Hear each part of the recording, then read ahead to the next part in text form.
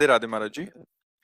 महाराज जी, कल मेरा 12वीं क्लास का रिजल्ट आया और आपकी कृपा से मैं अच्छे अंक से पास हो गई। गुरुजी, मैं मुंबई शहर में रहती हूँ। जब मैं अपने हम उम्र के बीच रहती हूँ तो मेरे तिलक लगाने, कंठी धारण करने और उनके साथ बैठकर न खाने पीने से वो सवाल उठाते हैं, जब भगवान हमारे अंदर हैं तो दिखावा करने की क्या जरूरत है, ऐसा कहते हैं। तो महाराज जी, इस प्रश्न पे मुझे क्या कहना चाहिए उनसे? बातुल भूत विवश मतवारे, ते नहीं बोलहि बचन विचारे, तिनकर कहा सुनी नहीं काना।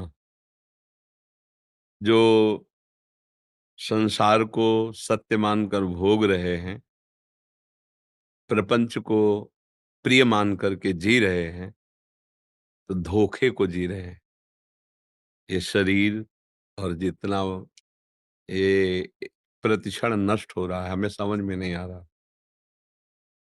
अब इस पे हमारी इतनी ममता हो चुकी है कि हमें लगता है मैं ही हूँ, ये लगता है मैं ही हूँ, जबकि ये शरीर है और ये नाशवान है, सब कोई जानता। अब इसे हम कैसे समर्पित करें? तो जब हम तिलक लगाते हैं, तो हमको ये भाव आता है कि ये शरीर भगवान के दासत्व से युक्त हो गया।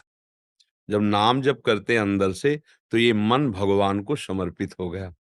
और जब तन और मन दोनों समर्पित होते, तो हम अपने आप को भगवान की ठसक में पाते हैं। केवल बातें बनाने से नहीं हो जाता कि भगवान तो हृदय में, बाहरी ये दिखावा थोड़ी है।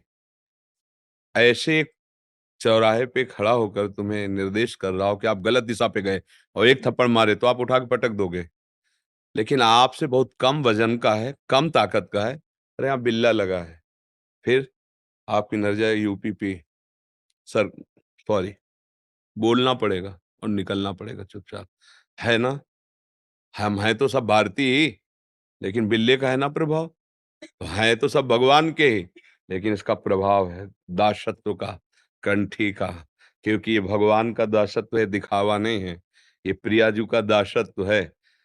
अगर जिनको इस बात पर नहीं भाव, बेचारे हैं, न सत्संग सुने हैं, न धर्म जानते हैं, इसका बहुत बड़ा महत्व है। एक बार अकबर बादशाह था, तो आगरे आया, उसका पूरा सम्राट था, वो तो शासन ही था। तो आगरे किसी कार्य हेतु आया अपने राजकीय वैभव के साथ। तो सब यहाँ के छोटे-छोटे राजाओं को बुलाया। तो ओरछा के राजा मधुकर शाह भी गए। हरिराम व्यास जी के शिष्य थे, वैष्णव तिलक लगा के। और भी ब्रजमंडल के बहुत से तिलक लगाए, राजपूत राज कर्मचारी। तो उसकी दृष्टि गई कि अधिकतर सब तिलक कंठी वाले हैं। उसने कहा कल से हमारे दरबार में घोषणा, अगर जो तिलक लगा के आएगा तो गर्म किए हुए लोहे, लाल लोहे से उसका मस्तक दाग दिया जाएगा। गर्दन उतार दीजिएगा अगर कंठी बांध के आए, तिलक लगा के आए। ये फरमान जारी कर दो। जो भी भाव उसके अंदर हो। मधुकर शाह जी घर आए, उन्होंने सोचा है ये हमारा तिलक तो है नहीं, प्रभु का तिलक हो, गुरु जी ने दिया है। तो प्रभु तो अनंत लोकों के बादशाह हैं। इस एक मुल्क के बादशाह के हुक्म के मैं तिलक मिटा दूं उसका पालन करने के लिए, गुरु महिमा को मिटा दूं, प्रभु के दासत्व को मिटा दूं, फिर तो इससे अच्छा मरना अच्छा है। तो अंगरखा पहन करके ऐसे जाते थे। उस दिन उतार दिया ऊपर का, नीचे की केवल धोती, कमरबंद और तलवार, और यज्ञोपवीत, द्वादश तिलक, बड़े बड़े लंबे तिलक। पहले तो छोटे छोटे, उस दिन बड़े बड़े तिलक, क्योंकि मरना है आज। वो मारेगा बादशाह, उसका हुक्म फरमान टाला तो मारेगा ही, उसके लिए क्या है। गए। अब वहां कोई तिलक नहीं लगाया था, केवल मधुकर शाह। सबको लगा कि अब प्राण बचाओ, तिलक लगाने से क्या है, बादशाह 2 दिन रुक के चला जाएगा, फिर लगा लेंगे। चुपचाप घर में लगा लिया करेंगे, बाहर ये कमजोरी की बात है। भगवान का दासत्व किसी व्यक्ति का दासत्व है। गए। अकबर ने देखा और कहा तुमने मेरा फरमान नहीं सुना था? बोले सुना था। अब मेरी बात सुन। ऐसे ही बोले, तू है एक मुल्क का बादशाह, क्योंकि उन्होंने ठान लिया था मरना तो है ही।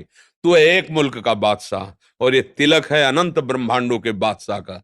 और तलवार खींची, जिसकी ताकत हो, मेरा तिलक तब मिटाल सकता है जब मेरी गर्दन कट सकती है। पूरी सभा जैसे मानो नरसिंह अवतार हो गया हो, भगवद आवेश एकदम। तुरंत बदल गया। तुरंत राजा और बादशाह ये सब बड़े बुद्धि। अरे हम तो आपकी परीक्षा ले रहे थे, ये सब तिलक लगाए थे, में देख रहे थे कौन निष्ठावान है। धन्य है तुम, बड़े निष्ठावान हो, बोलो तुम्हारी इच्छा से मैं क्या कर दूं। तो बोले ब्रजमंडल में किसी को भी तिलक के लिए न रोका जाए और यहाँ कभी शिकार न किया। जो जो कहते जा रहे थे दस्तखत होते जा रहे थे। तुम दुनिया की नौटंकी नाटक मोबाइल में देख सकते हो, लेकिन राधा राधा नहीं जप सकते हो। तो भैया हमें लगता है कि अभी तो बच्चे है कलयुग, और आगे होगा तो क्या होगा फिर। भगवत तिलक नहीं लगा सकते हम? क्यों नहीं लगा सकते? इसमें क्या दोष है? प्रभु का दासत्व है, हम सब प्रभु के जन हैं। तो हम तुम्हारे मित्र नहीं रहे, तो तुम मित्र हो ही नहीं, तुम तो हमारे शत्रु हो। हमें शराब पिलाना सिखाओ, हमें व्यभिचार करना सिखाओ, हमें गंदी आदतें सिखाओ। ये क्या है सब? फ्रेंड पना ये क्या है? फ्रेंड तो वही जो मुझे सत्य पे चलाए। कुपंथ निवार सुपंथ चलावा। तुम तो कुपंथ का मार्ग दे रहे हो, हमारे दुश्मन हो कि दोस्त हो? भाई हमारे सिद्धांत में जो हमें सच्चे मार्ग पे चलाए, माता पिता की आज्ञा में रहने का उपदेश करे, ब्रह्मचर्य से रहने को बोले, धर्म से चलने को बोले, वो तो हमारा दोस्त। जो हमें व्यभिचारी बना दे, जो हमें वीरहीन कर दे, जो हमें सत्यहीन कर दे, जो हम बड़ों का आचरण आदर करना चाहिए वो अनादर कराना सिखा दे, फिर क्या रह गया जीवन में? यही तो भ्रष्टता है। और भ्रष्टता की हम मित्रता मानते हैं। जो जितना हमें भ्रष्ट करे उतना ही गहरा दोस्त। हम अपने धर्म से चले, अच्छे पदार्थ पाओ, अच्छा जीवन जियो। ऐसे लोगों की बातें कैसे कैसे सुनोगे? अगर सुनोगे, आज तक कोई संसार में एक भी बात ऐसे नहीं कि ऐसे चलो तो पूरा संसार तुम्हारे सपोर्ट में हो जाएगा। नहीं होगा कोई भी। ये हम खुद अपने से कह रहे हैं। कोई नहीं हो सकता। पूरा संसार 10 बोलेंगे वाह वाह, तो 20 बोलेंगे कि या ये गलत है, इसमें ये गलत है। संसार का स्वरूप ही यही है। कहीं कोई चैन से नहीं रहे, तुम्हें अपनी मस्ती में जीना है। हम कई बार एक घोड़े सवार वाली कहानी सुनाई है। अब वो क्या करे घोड़े वाला? बुढ़ा को बैठाल के चल रहा है, तो बोले देखो बुढ़ा कितना कर्कश है कि लड़का पैदल चल रहा है और आप घोड़े पे बैठ के चल। लड़के को बैठा, बोले ये जवान कितना बेवकूफ है, बुढ़ा पैदल चल रहा है और दोनों बैठ गए। बोले हराम का घोड़ा मिला होगा, इसलिए दोनों चढ़ बैठे। दोनों उतर गए, बोले देखो दोनों कितने बेवकूफ है, घोड़ा खाली जा रहा है और दोनों। अब बोलो क्या करे? इसलिए अपनी मस्ती में रहो, दूसरा क्या कह रहा है ये नहीं सुनना। हमें गलत नहीं करना।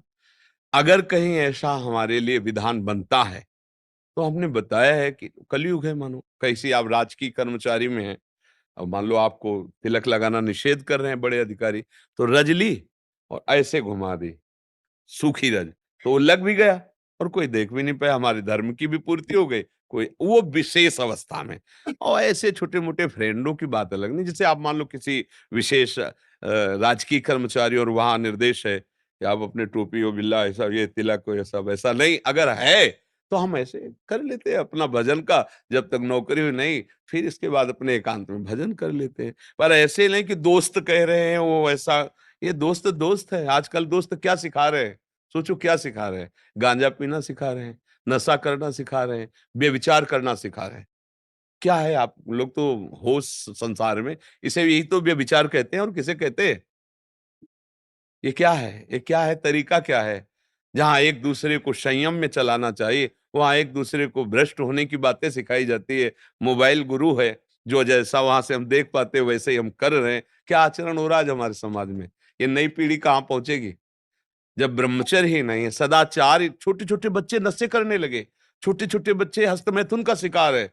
नई अवस्था के बच्चे कहीं ब्रह्मचर्य का कहीं भी कहीं स्वभाव में प्रवेश ही नहीं है। बस जितना अधिक से अधिक अधिक, बहुत जगह देखना, बहुत जगह जाना, बहुत जगह छूने का स्वभाव बन गया है। वो मन एक जगह बंध पाएगा, फिर क्या दुर्दशा होगी। मान लो जब पति पत्नी का संबंध हुआ और मन इतना चंचल हो चुका है, अब वो ना तो पति में संतुष्ट है ना वो पत्नी में संतुष्ट है। अब क्या होगा वो गृहस्थी? क्या होगा वो परिवार? अरे परिवार तो तभी सुखी होता है जब प्रेम की रज्जू में बंध कर दोनों एक दूसरे पे जीवन बलिहार करके धर्म से चलते हैं। वो भला इनमें आ पाएगा? होटलों का नए नए रोज होटलों का भोजन करने वाले घर की रसोई पसंद नहीं करते। आप पाके देख लो। ऐसे हर इंद्रिय है, हर इंद्रिय को आपने इतनी छूट दे दी, तो धर्म का पालन कहां से कर पाओगे? मुझे लगता है आज की मित्रता से थोड़ा बचना चाहिए। जहां से हमारा धर्म सुरक्षित रहे उतनी मित्रता ठीक हो। जितनी मित्रता में धर्म हमारा नष्ट हो, ऐसी मित्रता नहीं।